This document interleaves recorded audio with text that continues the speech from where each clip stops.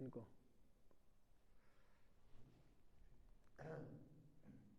یہ آیت یہ ترجمہ غور سے سنیں، اچھا مشکل ہے۔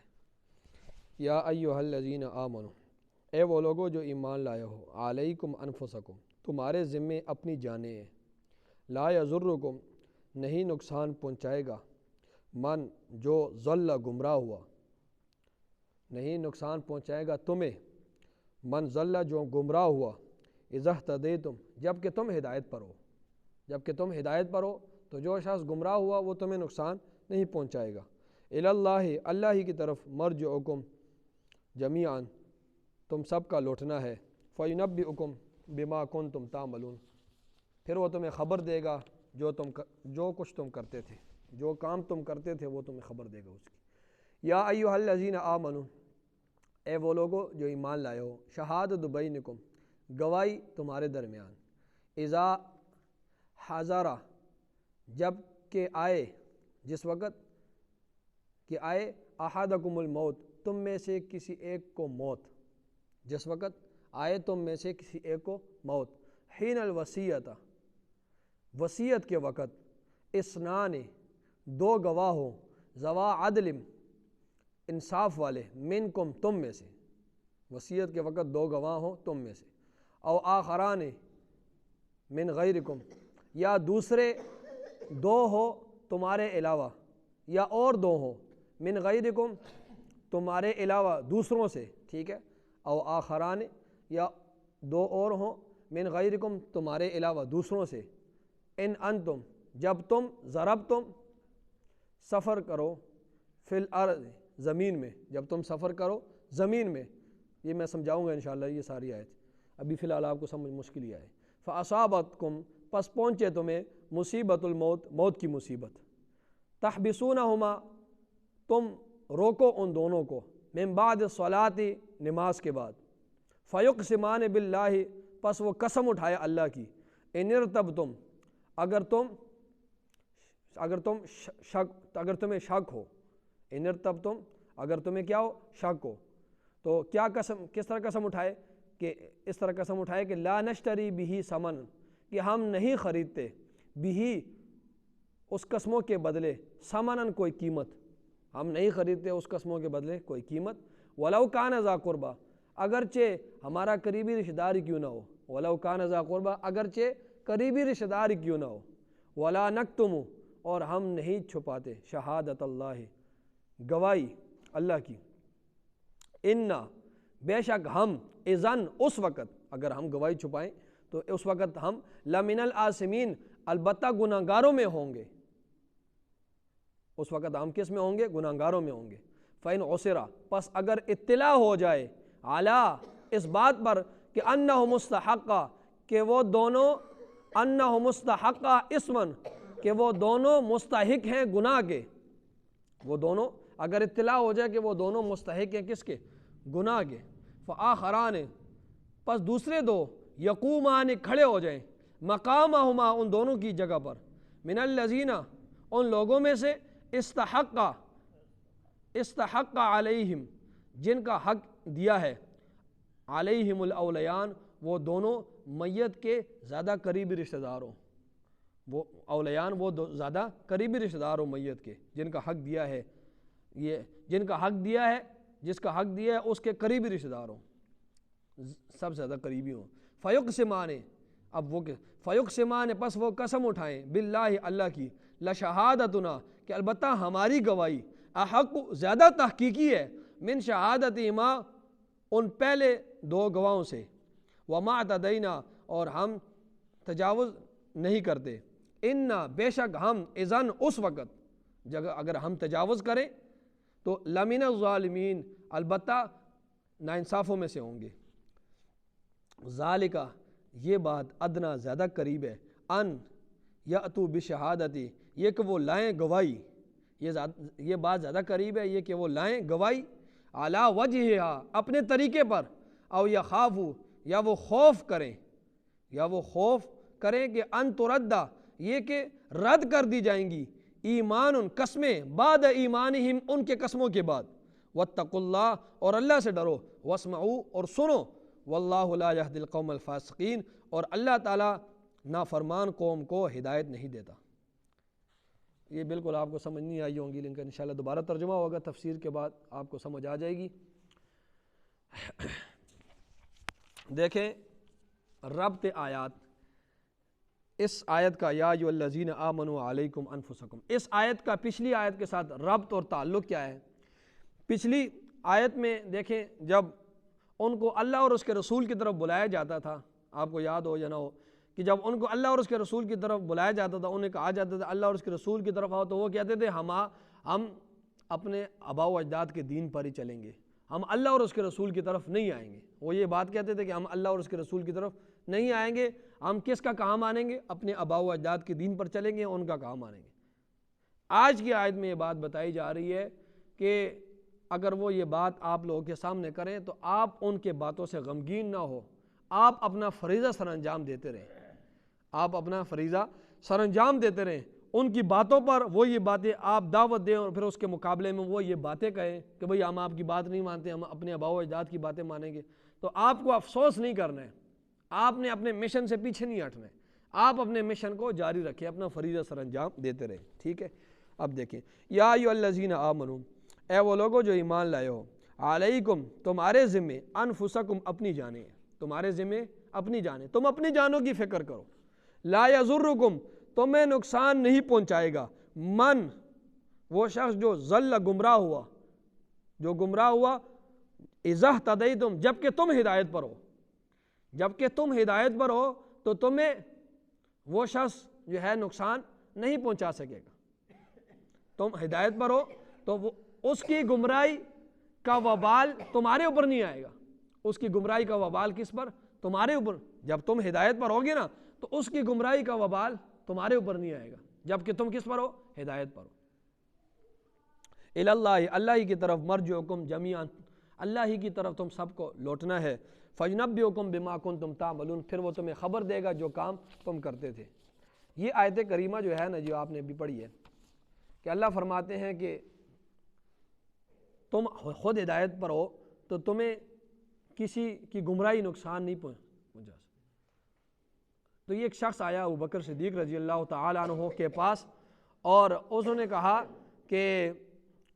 میں اس آیت سے یہ سمجھا ہوں کہ اگر خود انسان ایمان لے آئے اور اعمال صالحہ کرتا رہے اور خود وہ ہدایت پر قائم رہے تو اس کو دوسرے کہ وہ اصلاح کی کوشش نہ کرے تو اسے کوئی نقصان نہیں پہنچتا۔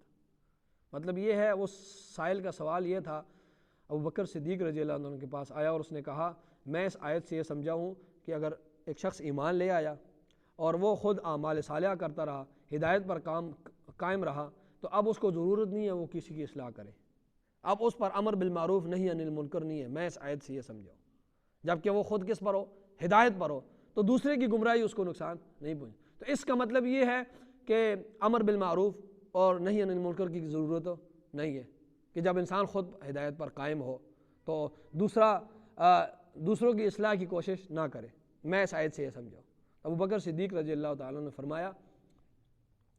ہاں یہ اس بندے کی، ابو بکر صدیق رضی اللہ تعالیٰ نے فرمایا کہ بات یہ ہے کہ اللہ فرما رہے ہیں جب تم خود ہدایت پر ہو، جب تم خود ہدایت پر ہو۔ یہ سوال کا جواب پتہ نہیں آپ کو سمجھ آئے گا یا نہیں، آج تک مجھے نہیں آیا تھا، آج مجھے آیا ہے۔ ابو بکر صدیق نے فرمایا کہ اللہ فرما رہے ہیں جب کہ تم کس پر ہو؟ ہدایت پر ہو، تو ہدایت پر وہی ہوگا جو امر بالمعروف اور نہی عن المنکر کرے گا، جو امر بالمعروف اور نہی عن المنکر نہیں کرتا وہ ہدایت پر ہے ہی نہیں ہے۔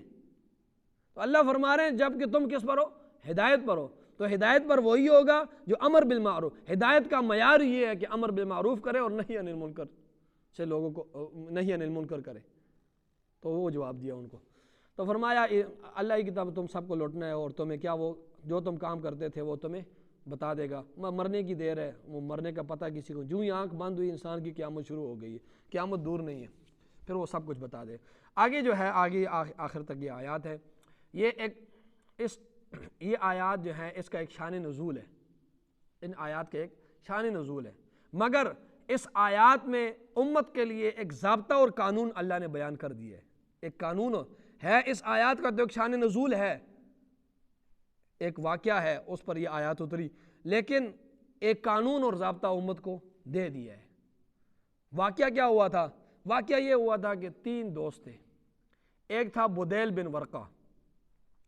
ایک تھا تمیم داری، اور تیسرے تھے عدی بن بدہ۔ عدی بن بدہ، تو بدیل بن ورقہ جو تھے، بدیل بن ورقہ خزائی، یہ مسلمان تھے۔ غور سے سنیں واقعہ، پھر گڑ موڑ جائے، آیت پوری سمجھ نہیں آئے گی، واقعہ سمجھ جائے۔ بدیل بن ورقہ جو تھا، بدیل بن ورقہ خزائی، یہ مسلمان تھا، اور پیچھے جو 2 تھے نا، تمیم داری اور عدی بن بدہ،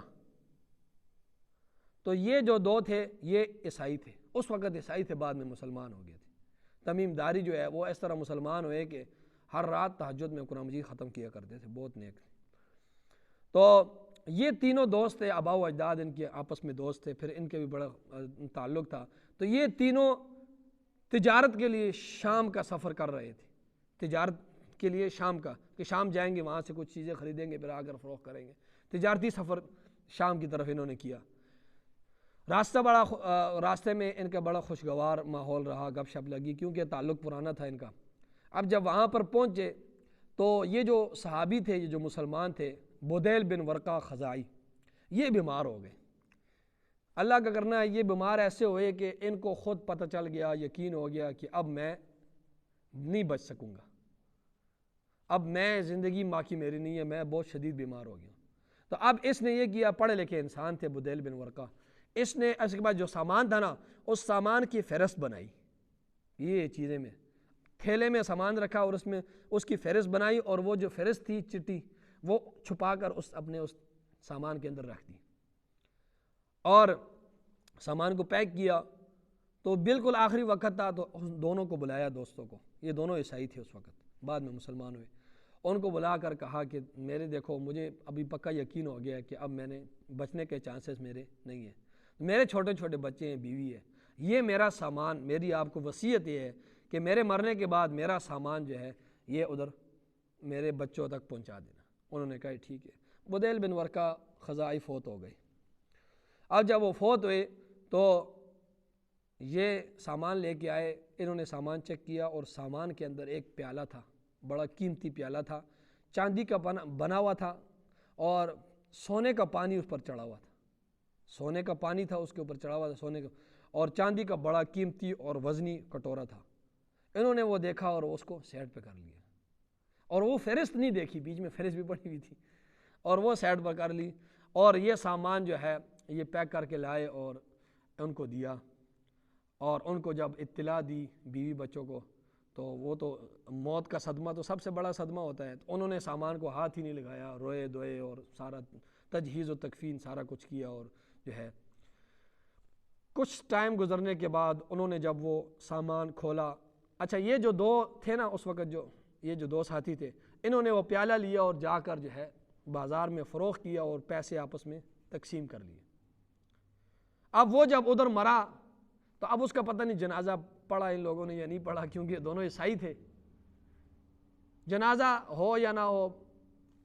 انسان مومن ہو تو اس کی رحمت، اللہ کی رحمت اس پر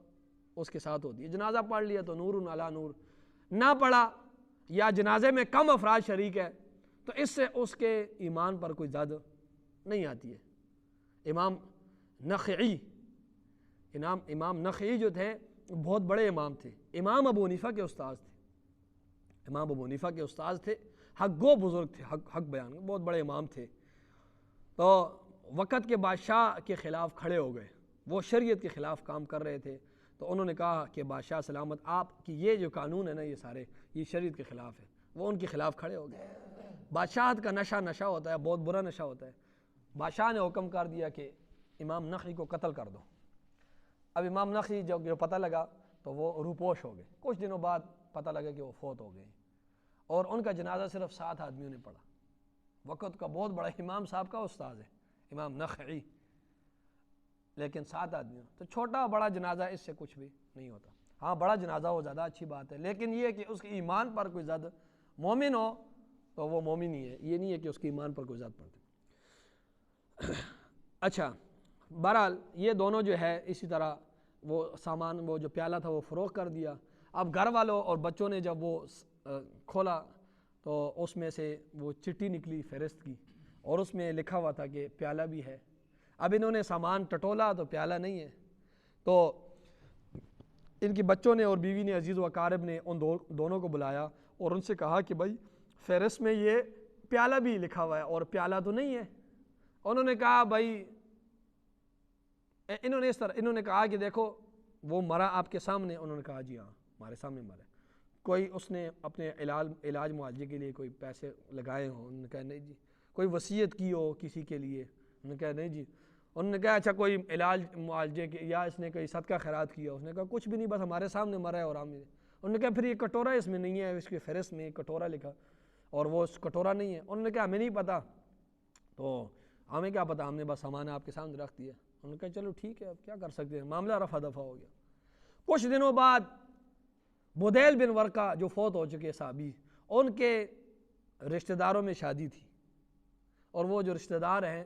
وہ زیور بنانے کے لیے سونار کی دکان پہ چلے گئے۔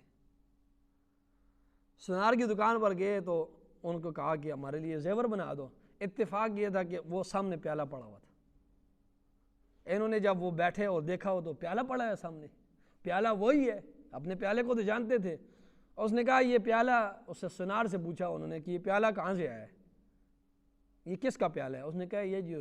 تمیم داری اور عدی بن ودع آیا تھے اور اس نے ہمیں فروخت کیا ہے۔ انہوں نے کہا اچھا۔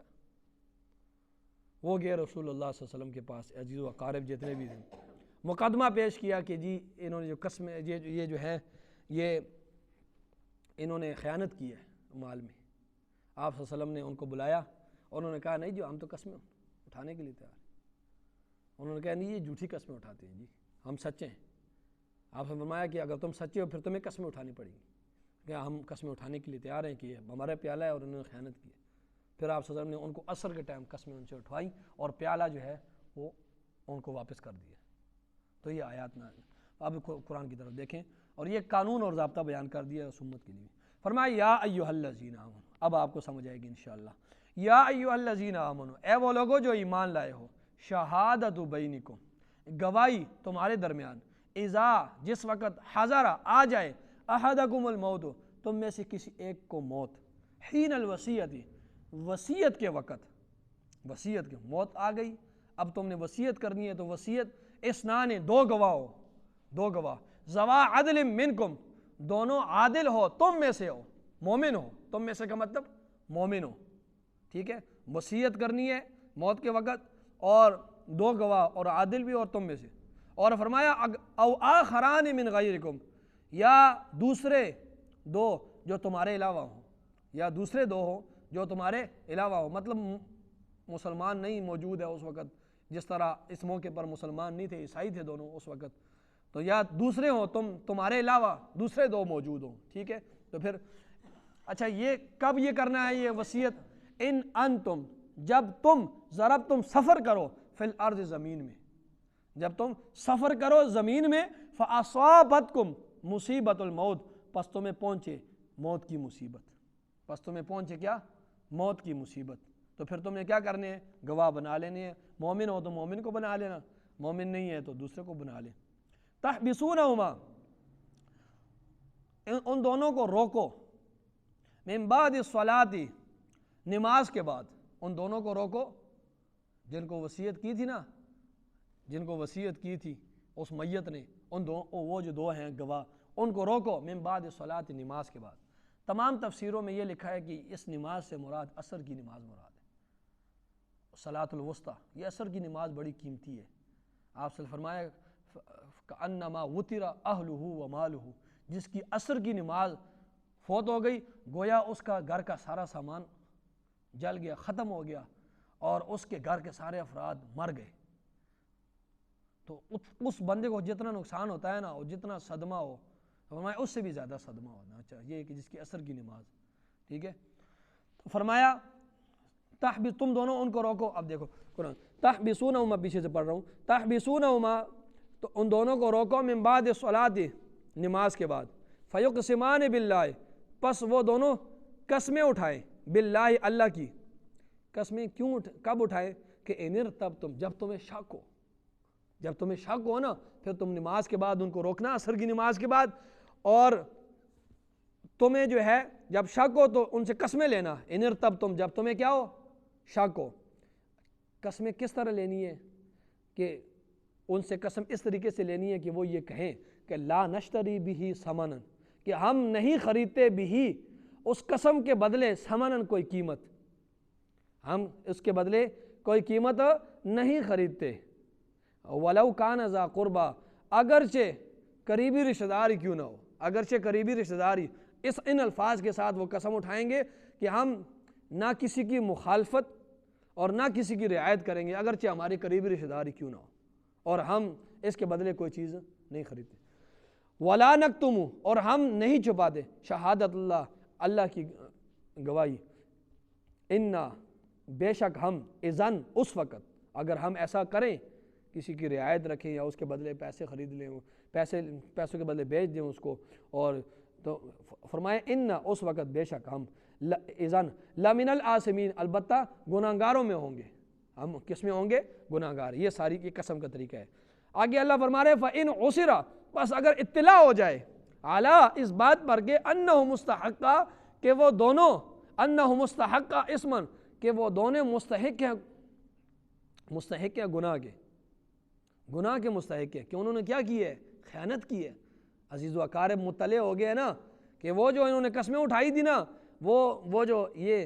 وہ انہوں نے خیانت کی ہے اور وہ مستحق گناہ ہے، تو فرمایا فآخران، پس دوسرے دو یقومان، بس دوسرے دو گواہ یقومان کھڑے ہوں، مقامہما ان دونوں کی جگہ پر، مقامہما ان دونوں کی جگہ پر، ٹھیک ہے، جنہوں نے قسمیں پہلے اٹھائی تھی، من الذین، وہ دونوں کن لوگوں میں سے ہو، من الذین ان لوگوں میں سے ہو، استحقا جن کا حق دیا ہے، علیہم الاولیان، اور وہ جو ہیں وہ میت کے سب سے زیادہ قریبی ہوں۔ وہ اب دیکھیں قریبی رشتہ داروں کو پتہ چل گیا نا، میت کے قریبی رشتہ داروں کو، کہ ان جو قسمیں انہوں نے اٹھائی تھی ہمیں شک ہو گیا تھا، پھر ہم نے ان کو کہا قسمیں اٹھاؤ، اب ان کو پتہ چل گیا کہ یہ قسموں میں جھوٹے تھے، اب یہ میت کے جو دو سب سے زیادہ قریبی رشتہ دار ہوں گے نا وہ کھڑے ہوں گے اور وہ قسمیں اٹھائیں گے۔ دیکھیں فیقسمان باللہ، پس وہ قسمیں اٹھائیں گے اللہ کی، لشہادتنا، کہ ہماری گواہی، احق و زیادہ تحقیقی ہے، من شہادتہما ان دونوں کی گواہی سے، انہوں نے جھوٹ بولا ہے، ہماری گواہی زیادہ تحقیقی ہے، وما اعتدینا، اور ہم تجاوز نہیں کیا،